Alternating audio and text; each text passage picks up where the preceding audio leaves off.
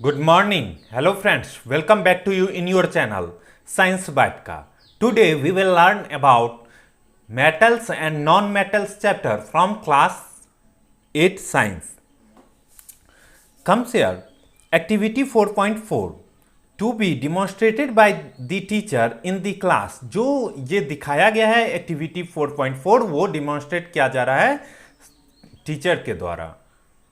अब यहां पे देखेंगे take a small amounts of powdered sulphurs in a deflagrating spoon and heat it. अब अमाउंट लेते हैं सल्फर पाउडर का और उसको हम लोग हीट करते हैं। If deflagrating spoon is not available, अगर हम लोगों को ये स्पून अवेलेबल नहीं है, you may take metallic caps of any bottles and wrap a metallic wires around it and give it the shape shown in figure। जैसा figure में दिया गया है उस शेप में इसको हमको कन्वर्ट कर लेना है।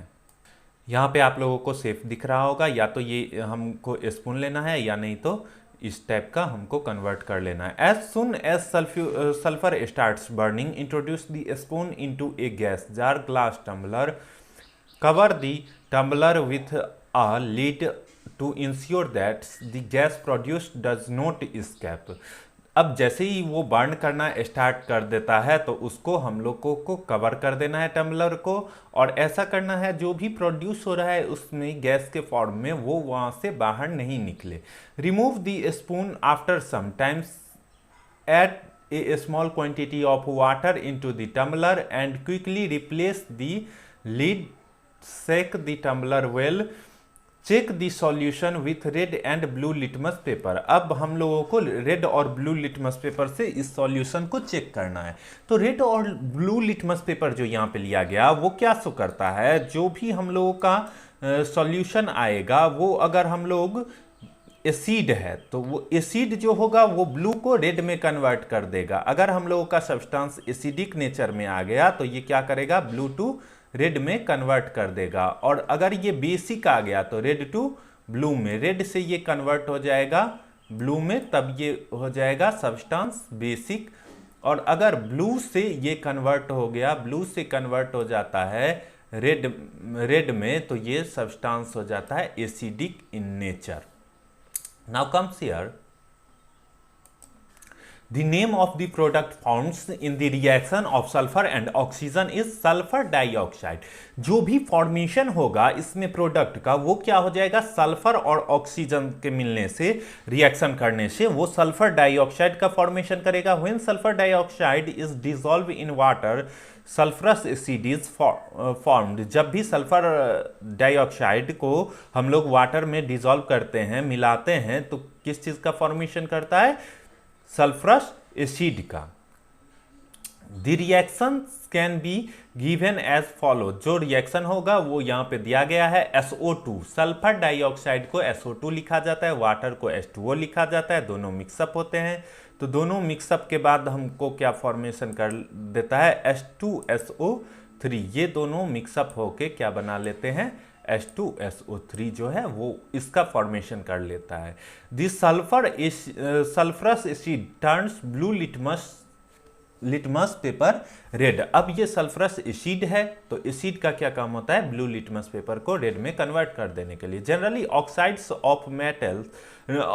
Of non metals are acidic in nature. ये जनरल केस में होता है लेकिन सभी केसों में नहीं होगा, ये जनरल केस में होता है। Recall the name of some of the laboratory acids and base you have read in class 7, note down their names in the table 4.4, identify the metals or non-metals present in them which form oxides with oxygen। जो भी oxide का formation करेगा उसको हम लोग oxygen के साथ मिलकर ऑक्साइड का फॉर्मेशन करेगा, उसका नाम यहाँ पे लिखेंगे। अब यहाँ पे लेंगे रिएक्शन विथ वाटर। वाटर के साथ जो रिएक्शन हो रहा है तो उसमें देखेंगे किस चीज़ का फॉर्मेशन करता है। Late us see how metals and non metals react with water, जो भी मेटल है और नॉन मेटल है वो कैसे रिएक्ट करता है वाटर के साथ। उससे पहले यहाँ पे एक बहुत ही इंपॉर्टेंट इंफॉर्मेशन दिया गया है, देख लेते हैं। Sodium metals is very reactive, sodium जो होता है वो बहुत ही रिएक्टिव मेटल होता है। It reacts vigorously with oxygen and water, ये ऑक्सीजन और वाटर के साथ काफ़ी तेजी में क्या करता है तो रिएक्ट कर लेता है। ए lots of heat is generated in the reaction, इस रिएक्शन में बहुत बड़ा अमाउंट हीट का जनरेट होता है।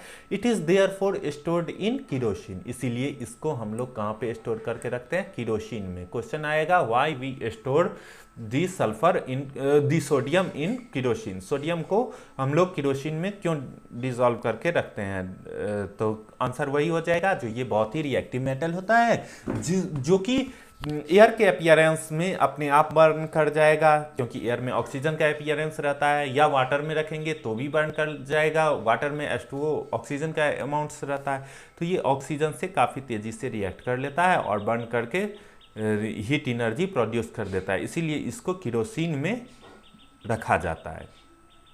Now comes here to be demonstrated by the teacher. During the demonstration of special care should be taken that the size of the sodium metal piece is roughly the size of a water grain. I should be held with a pair of tongues. जो भी demonstration करना है हम लोगों को, जो भी activity करनी है वो टीचर के प्रेजेंस में होनी चाहिए, क्योंकि सोडियम भी बहुत ही ज़्यादा रिएक्टिव में होता है। तो देखते हैं यहाँ पे, take 250 ml beakers glass tumbler, fill half of it with water, जो भी टम्बलर लेंगे उसको हाफ वाटर से फिल करेंगे। Now carefully cut a small piece of sodium metal, carefully cut करेंगे छोटा सा पीस सोडियम मेटल्स का।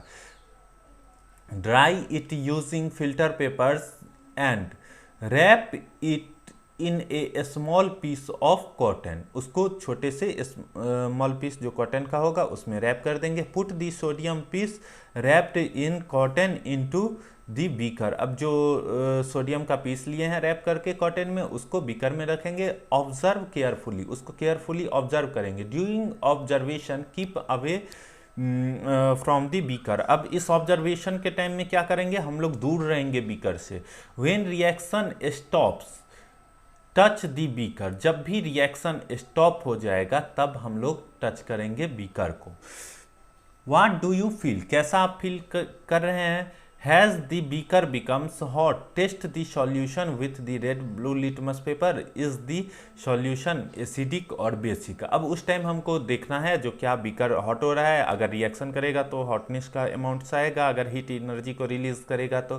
फिर उसके बाद देखेंगे जो हम लोगों का सॉल्यूशन है वो एसिडिक होगा या बेसिक होगा, तो इसके लिए रेड ब्लू लिटमस पेपर लेते हैं जो एसिडिक होगा या बेसिक होगा। You observe that the sodium reacts vigorously with water. Some other metals do not do so. जो सोडियम है वो बहुत ही तेजी से किसके साथ, वाटर के साथ क्या करता है, बहुत ही तेजी से रिएक्ट कर लेता है। For example iron reacts with water slowly, जो भी आयरन है वो रिएक्ट करता है वाटर से लेकिन धीरे धीरे रिएक्ट करता है, स्लोली रिएक्ट करता है। Generally non metal do not reacts with water though they may be very reactive in air. Generally जो नॉन मेटल है वो वाटर से रिएक्ट नहीं करते हैं, जबकि वो बहुत सारे ऐसे भी नॉन मेटल है जो कि एयर में बहुत ही ज़्यादा रिएक्टिव होते हैं लेकिन वो वाटर से रिएक्ट नहीं करते हैं।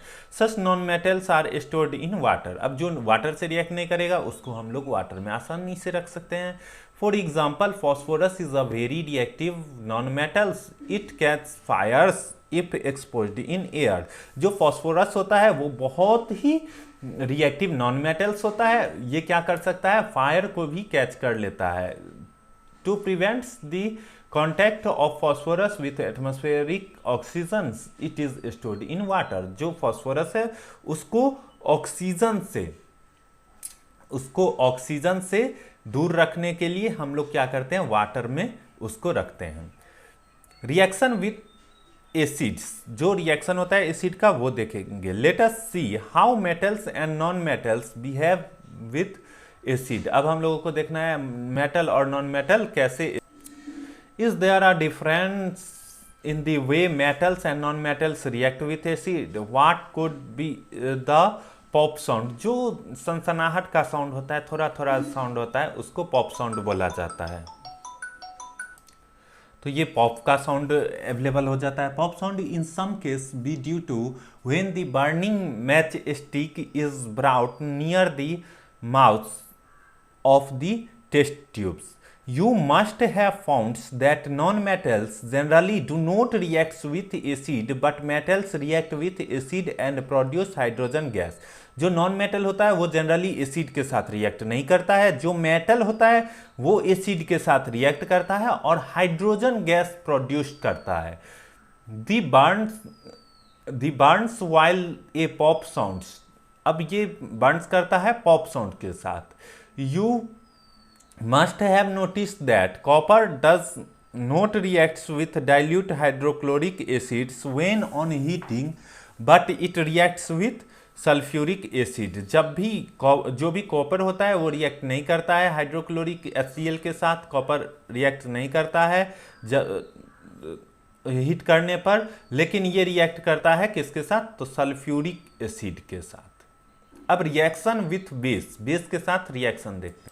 Reaction on non metal with base are complex, ये जो है वो नॉन मेटल का रिएक्शन बेस के साथ बहुत ही जटिल है, कॉम्प्लेक्स है। Now comes here displacement reaction. Recall the activity of reactions between the copper sulphate and iron that you performs in class 7. Let us observe some more reactions of that kinds. अब सबसे पहले यहाँ पे समझना है जो displacement reaction क्या होता है। तो यहाँ पे डिस्प्लेसमेंट रिएक्शन में हम लोग क्या ले लेंगे, तो कोई भी दो एलिमेंट्स लेंगे। जैसे कि देखिए यहाँ पे कोई एलिमेंट्स का नेमिंग किया गया है X, A,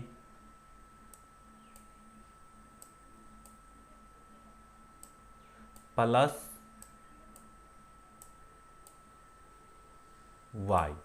जैसा ही रिएक्शन कंप्लीट होगा तो ये जो एक A है ये कहाँ पे आ जाएगा? आफ्टर रिएक्शन y के साथ, इज इक्वल टू x। जो यहाँ पे रिएक्शन हो जाएगा वो क्या हो जाएगा? x plus y a, means a जो है वो डिस्प्लेस होके कहाँ पे आ गया? y के साथ। इस टाइप का जो भी रिएक्शन होता है उसको डिस्प्लेसमेंट रिएक्शन बोला जाता है। When one elements displace and goes on another, that type of reaction is known as displacement reaction. तो डिस्प्लेसमेंट रिएक्शन का डिफिनीशन भी हो गया, यहाँ पे एग्जांपल्स भी हो गए। इस तरह के एग्जांपल आप लोग शो कर सकते हैं। ऐसा जो भी रिएक्शन होगा वो सारे डिस्प्लेसमेंट रिएक्शन में आएंगे। यहाँ पे जितने भी एक्टिविटी दिए गए हैं इसको देख लेंगे क्या होता है इस एक्टिविटी में।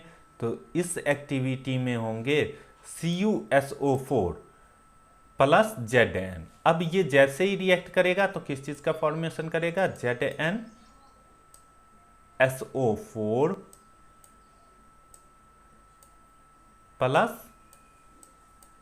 Cu, ऐसा ये फॉर्मेशन कर लेगा। तो ये कौन सा रिएक्शन हो गया? या Cu प्लस ZnSO4, इस टाइप का जो भी रिएक्शन हो जाएगा वो क्या कहलाएगा? Displacement reaction. Thereafter comes here, यहाँ पे सेकेंड में आ जाते हैं CuSO4 प्लस Fe। CuSO4 इसमें ऐड हो रहा है CuSO4 प्लस Fe, तो यहाँ पे आ जाएगा प्लस Fe, ये देगा FeSO4 प्लस Cu। ये जैसे ही कंबाइन करेगा तो क्या बनाएगा? FeSO4 plus Cu। इस टाइप का फॉर्मेशन करेगा। तो ये सारे रिएक्शन किस में आ जाएंगे, डिस्प्लेसमेंट रिएक्शन। मीन्स एक जो टर्म है वो दूसरे एक जो कंपाउंड्स है वो दूसरे कंपाउंड्स को क्या कर रहा है, डिस्प्लेस कर रहा है। उसी तरह ZnSO4 प्लस Cu में हो जाएगा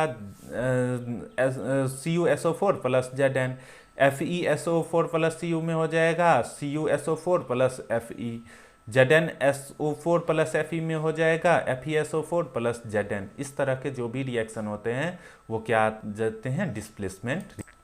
यहाँ पे दिया है what change do you observe in the various beakers. You have read that one metal displaces another metals from its compounds in aqueous solution. In beaker A, zinc Zn replaces copper Cu from copper sulfate CuSO4. That is why the blue copper or of copper sulfate disappear and a powdery red mass of copper is deposited at the bottom of the beakers. The reactions can be represented as follows. Reaction जो है वो कैसा follows की तरह represent होगा, क्या हो जाएगा, CuSO4 प्लस Zn जो है वो किस में कन्वर्ट हो जाएगा, ZnSO4 प्लस Cu में। You can write down the reactions taking place in the beaker B in a similar manner. Now here I have understood the reactions taking place in beaker A and B, but I am still confused why there is no change in beakers C, D and E. There would have been displacement of zinc by copper in beaker C and by iron in beaker E. Similarly, iron could be displaced by copper in beaker D. Since we do not see any change in beaker C, we can infer the copper is not able to replace zinc. जो more reactive होता है वो less reactive को क्या कर देता है, replace कर देता है, लेकिन जो लेस रिएक्टिव रहेगा वो मोर रिएक्टिव को रिप्लेस नहीं कर पाता है। But why then when zinc can replace copper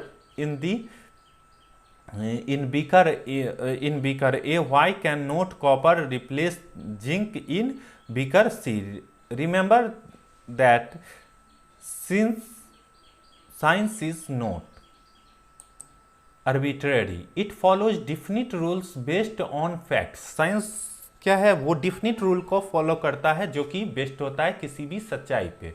note the rule here is zinc is more reactive than copper and iron. अब हमने क्या बोला है, जो मोर रिएक्टिव रहेगा वही लेस रिएक्टिव को रिप्लेस कर पाएगा, जो लेस रिएक्टिव रहेगा वो मोर रिएक्टिव को रिप्लेस नहीं कर पाएगा। A more reactive metals can replace less reactive metals, but a less reactive one cannot replace a more reactive metals. Now you can understand why there are no displacement reactions beaker D and E. Also, can you guess the sequence of metals from more reactives or less reactives among zinc, iron and copper? Use of metals and non metal. ये जो metals हैं और non metal हैं इनके क्या क्या uses होते। You should be able to guess why metals are used to make machinery, automobiles, aeroplanes, trains, satellites, industrial gadgets, cookings, utensils, water boilers etcetera. You are also familiar with the use of some non-metals. Here are some interesting ones. We are sure that you will guess them right. Non-metal is essential for our life. जो non-metal है वो हमारे लिए बहुत ही जरूरी है। Which all living beings inhale during breathing. जो भी लिविंग बींग्स है वो उसको इनहेल करते हैं ब्रीदिंग के टाइम में, जो भी हम लोग सांस लेते हैं गैस का। Non metals used in fertilisers to enhance the growth of plants. Non metal का यूज किया जाता है प्लांट्स के यूज में भी, ग्रोथ में भी। Non metal used in water purification process. Non metal का यूज वाटर प्योरीफिकेशन में भी किया जाता है।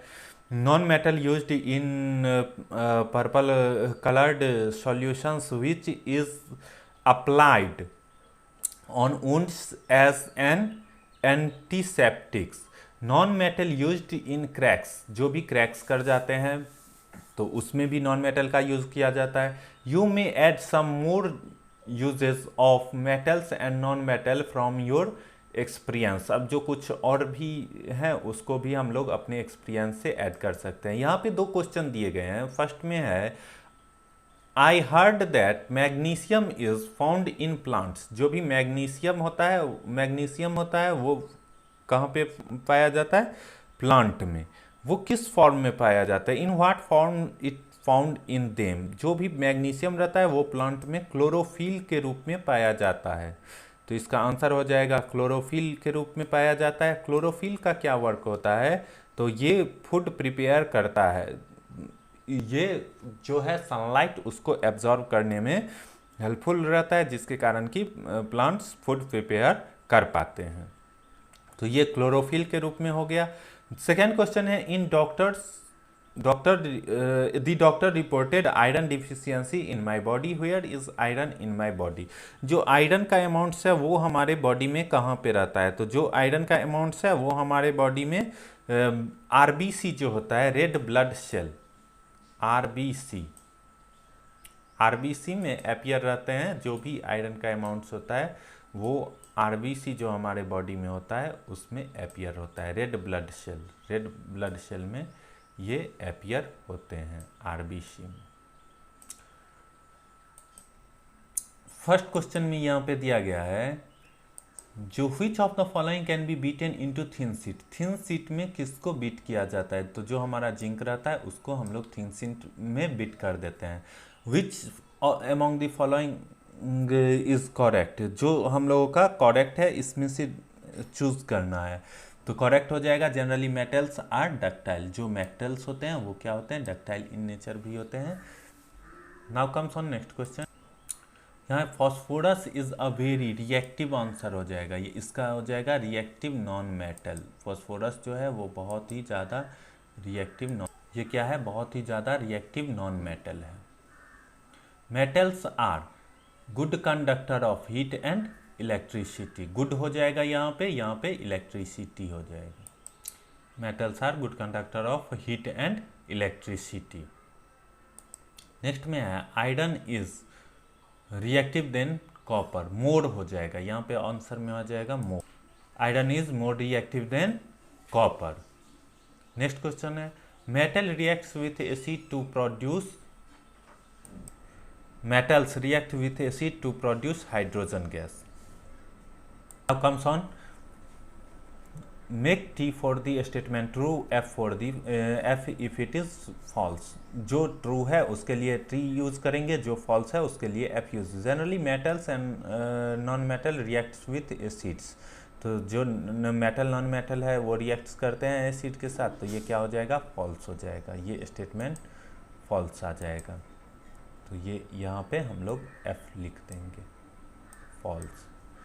सेकेंड में है sodium is very reactive metal. ये ट्रू हो जाएगा। तो इसको क्या लिखेंगे? सोडियम बहुत ही रिएक्टिव मेटल होता है, ये ट्रू हो जाएगा। Copper displace zinc from zinc sulphate solution. ये फॉल्स हो जाएगा। कॉपर डिस्प्लेस नहीं कर पाता है जिंक को जिंक सल्फेट सॉल्यूशन से। Coal can be drawn into wires. जो कोल है उसको ड्रॉन किया जा सकता है वाइड में, कोल को नहीं किया जा सकता है क्योंकि ये नॉन मेटल होता है। तो ये स्टेटमेंट भी क्या हो जाएंगे? फॉल्स हो जाएंगे। आइए देखते हैं next question, question number 5। Now comes here question number 5। यहाँ पे प्रॉपर्टीज दिया गया है, मेटल दिया गया है, नॉन मेटल दिया गया है। तो यहाँ पे हम लोगों को इसके प्रॉपर्टीज को देखना पड़ेगा। अपीयरेंस, मेटल जो है वो कैसे अपीयरेंस में रहता है? तो ये लस्ट्रस रहता है और नॉन मेटल जो है वो डल रहता है। तो ये लस्ट्रस रहेगा और ये डल रहेगा। उसके बाद हार्डनेस है, तो मेटल्स जो है वो जनरली हार्ड होता है और नॉन मेटल क्या है? ये जो है वो सॉफ्ट होगा। नॉन मेटल सॉफ्ट होता है। इसके बाद देखेंगे इसका मेलिएबिलिटी है, तो मेटल मेलिएबल होता है, metals are malleable. Non metal malleable नहीं होता है। देयर आफ्टर हो जाएगा यहाँ पे डक्टिलिटी, ये मेटल्स जो है वो डक्टाइल इन नेचर होता है, non metal not ductile in nature होता है। हीट कंडक्शन, मेटल जो है वो हीट का कंडक्शन करता है, नॉन मेटल हीट का कंडक्शन नहीं करता है। इसके बाद देखेंगे conduction of electricity, metals electricity को कंडक्ट करता है, नॉन मेटल इलेक्ट्रिसिटी को डज नॉट कंडक्ट इलेक्ट्रिसिटी। यहाँ पे आंसर आ जाएंगे। इसके बाद है give reason of the following, जो फॉलोइंग्स दिए गए हैं उसके रीजन हम लोगों को देने हैं। Now here give reason of for the followings. Aluminium foils are used to wrap food items, aluminium foil को यूज़ किया जाता है फूड आइटम्स को प्रिवेंट्स करने के लिए। ये ऑक्सीजन के जो कांटेक्ट होते हैं उसको क्या कर देता है, एल्यूमिनियम फॉइल कट कर देता है। तो ये इसीलिए फूड को जो रेंसिडिटी होती है रेंस से बचाता है। Immersion of rods for heating liquids are made up of metallic substance, जो इमर्शन होता है रॉड का वो हीटिंग लिक्विड्स का वो किससे बना रहता है, मेटेलिक सब्सटेंस से बने होते हैं। क्यों ऐसा होता है, तो मेटल जो होता है वो good conductor of heat and electricity, heat और इलेक्ट्रिसिटी का गुड कंडक्टर होता है। Copper can not displace zinc from its salt solution, copper क्या होता है वो लेस रिएक्टिव होता है किससे, जिंक से, इसीलिए वो salt solution copper salt solution को डिस्प्लेस नहीं कर पाता है। Sodium and potassium are stored in kerosene, sodium और पोटाशियम जो है वो हाईली रिएक्टिव मेटल्स होते हैं, वो ऑलरेडी बर्न कर जाते हैं ऑक्सीजन के अपीयरेंस में, वाटर के अपीयरेंस में, इसीलिए उसको केरोसिन में स्टोर किया जाता है। Can you store lemon pickle in an aluminium utensil, explain, क्या जो एल्यूमिनियम का यूटेंसिल होता है, बर्तन होते हैं, उसमें हम लोग लेमन पिकल को स्टोर कर सकते हैं? नहीं। क्यों नहीं कर सकते हैं, तो जो लेमन पिकल है वो क्या होता है, एसिड, जो लेमन पिकल है वो क्या होता है, लेमन पिकल वो एसिड होता है, और ये जो एसिड है वो क्या कर लेता है, तो मेटल से रिएक्ट कर लेता है। एसिड और मेटल क्या करते हैं, रिएक्ट कर लेते हैं, और क्या बनाते हैं हम लोगों के, water plus hydrogen gas, water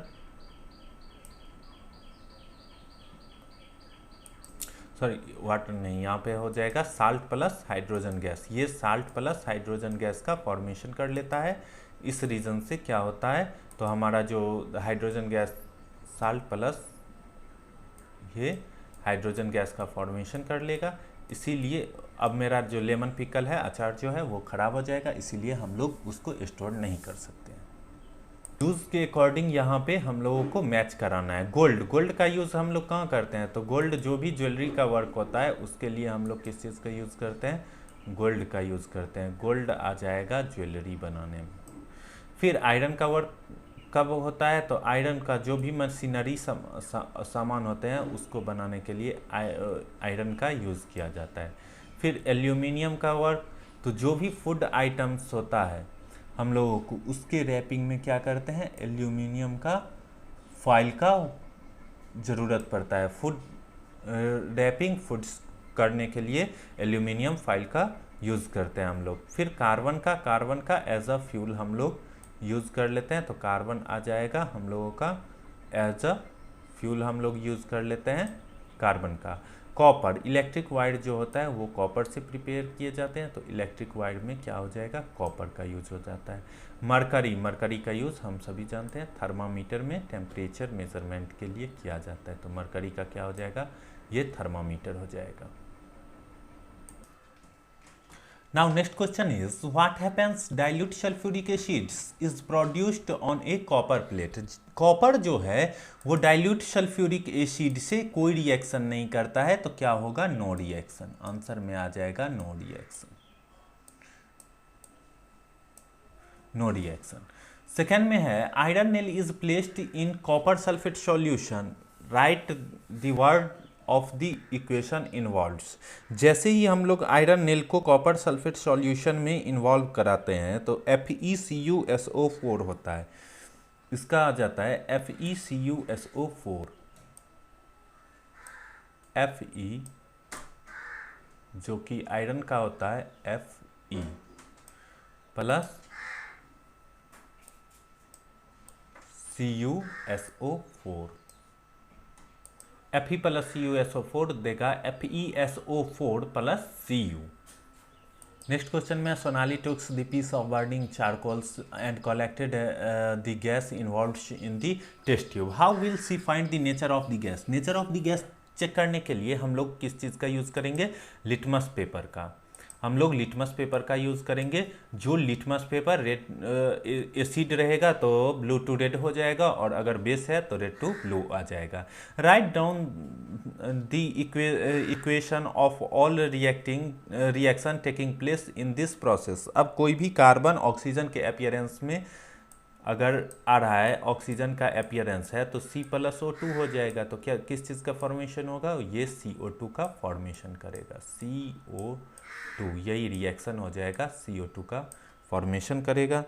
इसमें जो कि कार्बन डाइऑक्साइड होता है CO2, O हो गया ऑक्सीजन, C हो गया कार्बन फ्रॉम चारकोल्स। तो अब नेक्स्ट क्वेश्चन देखते हैं। One day Rita went to jewellery shop with her mother. एक दिन रीता जाती है ज्वेलरी शॉप पे अपने मम्मी के साथ। Her mother give an old gold jewellery to the goldsmith to polish. उसकी मदर जो है वो पॉलिश करने के लिए गोल्ड स्मिथ को कुछ ज्वेलरी देती है। Next day when they brought the jewellery back they found that there was a slight loss in its weight. अगले दिन जैसे ही वो उसको वापस लाती है तो थोड़ा उसका वेट कम जाता है। Can you suggest the reason for loss in weights. तो क्या होता है, जैसे ही हम लोग गोल्ड स्मिथ के पास कोई भी ज्वेलरी ले जाते हैं तो वो उसके चमक को या उसके प्योरिटी को चेक करने के लिए एक एक्वारेगा होता है जिसमें कि वो डिप कराता है। एक्वारेगा क्या होता है, ये मिक्सचर होता है हाइड्रोक्लोरिक एसिड और नाइट्रिक एसिड का, जिसको कि डिज़ोल्व किया जाता है जो भी ज्वेलरी होता है उसमें। और इसके जो इनर लेयर्स होते हैं एपियर, जो भी रिएक्शन करके वो क्या हो जाते हैं, रिमूव हो जाते हैं उस प्लेस से। इसी रीज़न से इसका वेट में हमको थोड़ा सा कमी नज़र आता है। Thank you for watching Science bite.